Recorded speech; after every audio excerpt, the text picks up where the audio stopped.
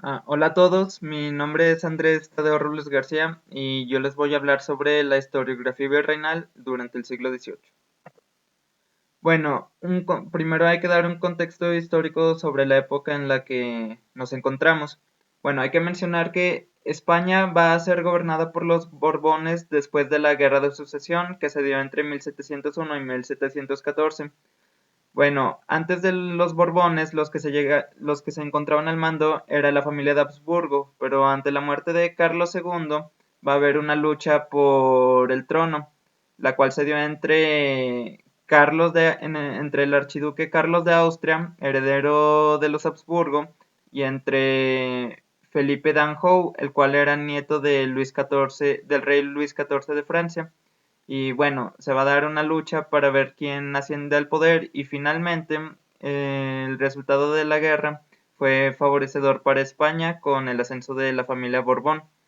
Y por lo que se va a caracterizar la familia Borbón va a ser por una serie de reformas que van a realizar en España y en sus colonias para pues aumentar obviamente los ingresos de estas, ya que por mucho tiempo las colonias pues no generaban tantas ganancias debido a que las empresas privadas eran las que recaudaban impuestos y pues cobraban una enorme cantidad de dinero. Bueno, ahora hay que hablar del movimiento de la Ilustración, que también fue muy importante durante esta época. Hay que recalcar que la aristocracia y los eclesiásticos fueron los encargados de traer consigo este movimiento hacia España. Y bueno, el principal promotor de la ilustración en este territorio fue el clérigo Benito Jerónimo Feijo. Bueno, también hay que decir que la ilustración, como ya sabemos, eh, tiende más a favorecer, bueno, a confiar más en la capacidad humana, a confiar más que en la religión para resolver los problemas sociales. Ya, pues Dios ya no es el centro del universo, sino que ahora el ser humano es el que se debe de encargar de resolver sus problemas, utilizando la razón. Bueno, después de Felipe V, el que llega al trono sería Carlos III, y con él es con el que van a comenzar las reformas borbónicas y se va a implementar el sistema llamado despotismo ilustrado. Bueno, como mencioné, las reformas borbónicas van a estar, bueno, se van a encargar de unas reformas fiscales y militares para otorgarle ganancias a la corona. Y bueno, el despotismo ilustrado, aquí el poder del rey va a ser siendo centralizado, va a ser únicamente de él. Nada más que también se va a apoyar de las ideas ilustradas, las cuales se van a encargar de hacer florecer otros campos como el arte, la arquitectura y demás disciplinas científicas. Bueno, y hay que mencionar algunas cosas que hizo Carlos III. Por ejemplo, mandó a muchos ilustrados europeos hacia las colonias para que esparcieran alrededor de bueno, sí, para que esparcieran alrededor de estas todo, todo lo relacionado a las ideas ilustradas. Y bueno, también se va a dedicar a la creación de escuelas y de universidades. Por ejemplo, creó el Colegio de Minería, el cual bueno, tiene mucha importancia. Y otra cosa a destacar sería la expulsión de los jesuitas en 1767. Esto debido a que esta orden religiosa le restaba gran poder a la corona, ya que tenían una gran capacidad territorial y pues gran cantidad de dinero también. Y también hay que mencionar que como ellos eran profesores, llegaban a influir demasiado en el pensamiento bueno, de las personas que habitaban en la colonia, lo cual era peligroso para la corona. Bueno, ahora que está sentado el contexto histórico, hay que hablar de los ilustrados. Estos ilustrados que voy a mencionar se encargaron a lo largo de su vida bueno, de atacar, como quien dice, al nuevo mundo y de hacerlo ver inferior a lo que eran. Por ejemplo, Cornelius de Pau. Siempre vio a los americanos como bestias, las cuales odian las leyes de la sociedad y la educación. Ve al americano como un degenerado y también se encarga de criticar el clima, el cual lo considera como adverso y el cual provoca que los animales, bueno, presenten deformidades o sean, bueno, sí, que presenten deformidades. Y también este clima, bueno, le atribuye al clima que los humanos tengan también una serie de deformidades como cabezas pequeñas, cónicas o así. Bueno, otro ilustrado sería William Robertson, también se encargó de atacar a los americanos.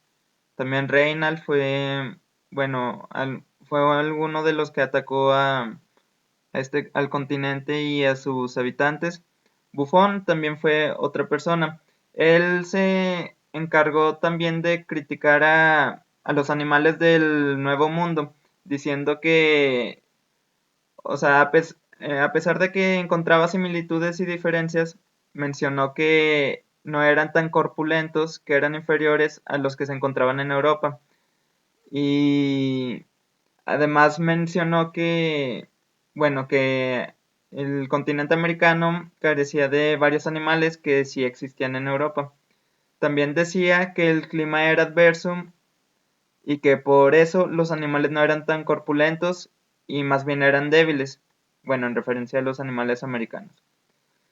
Ah, también menciona bueno, a la tierra del Nuevo Mundo como pantanosa. Esto debido al clima. Y bueno, para él los animales grandes son más superiores que los chicos. Y debido a que los habitantes bueno, a los americanos, no controlaban adecuadamente el clima, no podían producir alimentos y por lo tanto los animales no podían, pues sí, alimentarse adecuadamente, por lo que eran débiles o poco corpulentos y no, al igual que sus habitantes. Bueno, y ahora, después del ataque de estos europeos, va a haber varias personas pues que van a contraatacar, como quien dice, va a haber varios criollos. Por ejemplo, bueno, José Antonio Alzate, él va a ser un clérigo que va a abrazar la llegada de la Ilustración, ya que él se va a encargar de difundir varias de sus gacetas, varios diarios, como quien dice, para que las personas se encontraran informadas. Por ejemplo, creó primero su Gaceta de Literatura, la cual hablaba principalmente de los problemas que había traído la Ilustración. Era una especie de debate, como quien dice. Después cambió, bueno, del nombre de Gaceta de Literatura cambió al nombre de Gaceta de México. Esta Gaceta se va a encargar de hablar de los principales descubrimientos científicos y tecnológicos pues sí, del país o internacionales, de los problemas nacionales o locales y también e incluso de los problemas internacionales. Pues fue como una especie de periódico para esta época, para mantener informado a toda la población.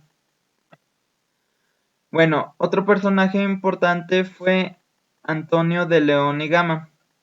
Él fue, él fue un astrónomo y también fue un físico, el cual el cual se dedicó a dar clases a lo largo de su vida, pero va a aprovechar estos conocimientos que tenía en el área, además de que también hablaba náhuatl, para realizar su obra, la descripción histórica y cronológica de las dos piedras. En esta obra se va a encargar de describir pues sí, las dos piedras, las cuales son estas dos. Una va a ser Coatlicue y la otra, la de la derecha, la piedra del sol o el calendario azteca. Y bueno, para descifrar el contenido de tales piedras, se va a basar en los estudios de Ixtlilxóchitl, de Sigüenza, de Sahagún y de demás personas. Ah, y de Boturini, perdón. Y entonces Bueno, a través de estos estudios se va a dar cuenta que esta piedra del sol era una especie de calendario. Y bueno, gracias a esto podemos darnos cuenta que pues que los antepasados de él si eran seres pensantes, obviamente, si eran o sea, si era una cultura como tal, ya que poseían pues su propia escritura, su propio calendario y demás. Y también fue la primera vez que bueno, en este territorio fue la primera vez que se tomó un monumento arqueológico como fuente principal para explicar todo un sistema de ideas. Bueno, ahora sí, el defensor más importante de los criollos durante esta época fue Francisco Javier Clavijero. Él fue un criollo nacido en Veracruz, obviamente de padres españoles. A lo largo de su vida se encargó bueno, de dar clases a estos criollos, digo, de dar clases a varios indígenas y bueno, él sabía el potencial que ellos tenían para aprender. Él, pues sí, se sentía confiado por ellos. Y bueno, entonces a lo largo de su vida se dedicó a luchar en contra de a luchar en contra de aquellos que hacían menos su patria. E incluso, bueno, al ser jesuita, pues fue expulsado en 1767 junto con los otros. Y este fue exiliado bueno, este pasó su exilio en Italia. Y a partir de este momento, bueno, incluso exiliado, va a seguir demostrando su amor por su patria, por su territorio y por las personas que habitan dicho territorio. Y entonces se va a dedicar a escribir su obra maestra, que es la Historia Antigua de México, en la cual se va a encargar pues como quien dice, de contrarrestar todos los ataques de Buffon o de Pau, de Robertson, de Reynal con argumentos, ya que en su obra se va a basar en conocimiento, bueno, en obras como las de Ixtlilxóchitl, de Sigüenza, de Sahagún, de de de las casas, perdón, y de demás personas.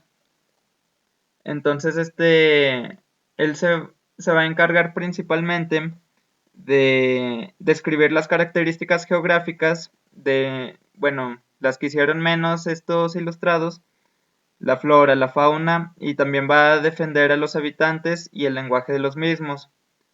Bueno,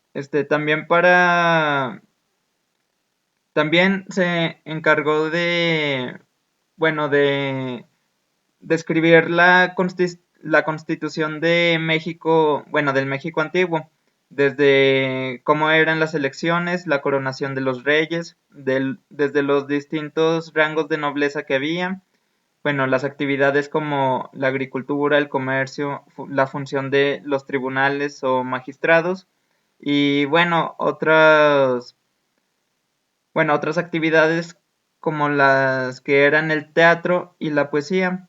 Entonces, bueno, a través de esta obra se encarga de decir que México, bueno, más bien que sus antepasados sí tenían historia, de que sí, o sea, tuvieron un lenguaje, tuvieron su propia escritura, bueno, también hay que rescatar que tenían amplios conocimientos en la astronomía y en las matemáticas, por lo cual eran obviamente seres pensantes y entonces no eran necesarias tales, mm, bueno, tales ataques por parte de los ilustrados, ya que si eran, bueno, seres muy competentes para su época. Y bueno, eso sería todo.